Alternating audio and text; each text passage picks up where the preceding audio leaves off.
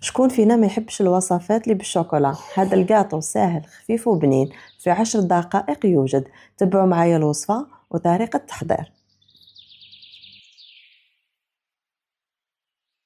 عندي بسكوي عادي شكلت به الطبقة الأولى، ومن جهة أخرى كأس نقص إصبع سكر، نصف كأس كاكاو وكأس حليب، خلطهم بارد في بارد وعلى النار حتى يغلي، ونضيف له 50 غرام شوكولا وملعقة كبيرة زبدة.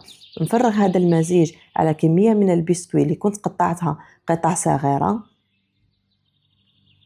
نخلط مليح ونفرغها في المول تاعي. كما تلاحظوا المكونات بسيطة وسهلة وتحضروها في أسرع وقت.